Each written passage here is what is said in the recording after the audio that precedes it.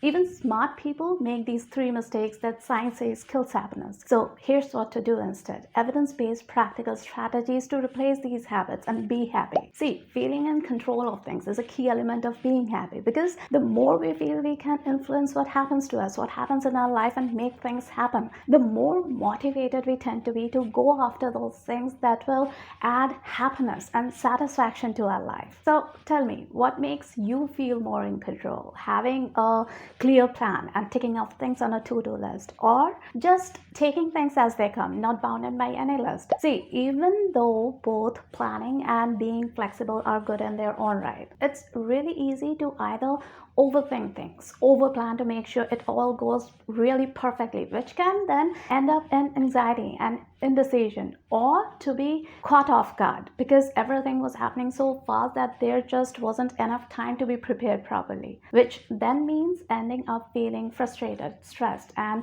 demotivated. Not really the recipe to be happy, right? Instead, even if it's just on the weekend, try making a broad list for the following week, like blocking out time for grocery shopping, for meeting your friends, or for that important stuff at work. Because even if you do not stick to the plan, it will do two things for you. First, it will make you feel calmer, writing down what you kept reminding yourself needed to be done. Putting those things down on paper helps declutter the mind. And second, it will help you minimize missed opportunities. Notice those things better that will take you closer to what you want to get done. And getting things done is what makes us feel confident and in control, right? But if you like to have a plan, know what to do next and then next, minimizing any nasty surprises, make sure you know when to stop, when you might be overthinking something, whenever thoughts like, what if this happens, or what if that happens, keep piling up before we get a solution in place, before we get an if this happens, then I will do that solution in place. Then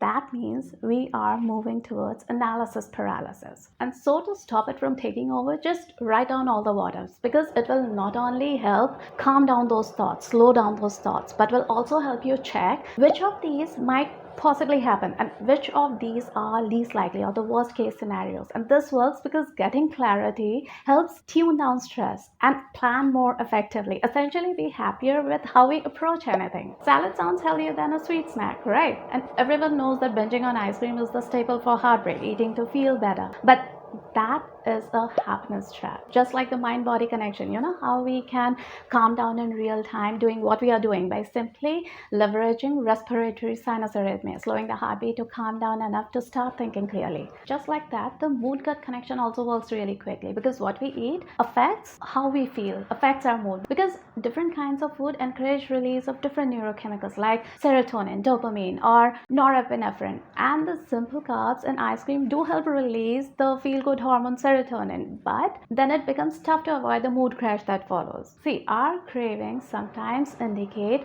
which specific nutrient our body needs, but the key to feel satisfied and happy is to switch even healthy meal options like salads for something similarly healthy, but keeping in mind how you want to feel and what are you really craving. So if you are feeling low, a turkey whole wheat bread wrap with avocado and lettuce, or a falafel and veggie wrap if you are a vegetarian, would work better than, say, a bland salad. And when feeling sluggish, instead of the cereal breakfast, go for granola and berries with yogurt, because the berries will provide natural sugar for a more sustained energy boost. And if you're feeling stressed, then prefer eating things that have spices like turmeric and cumin, because they have calming properties.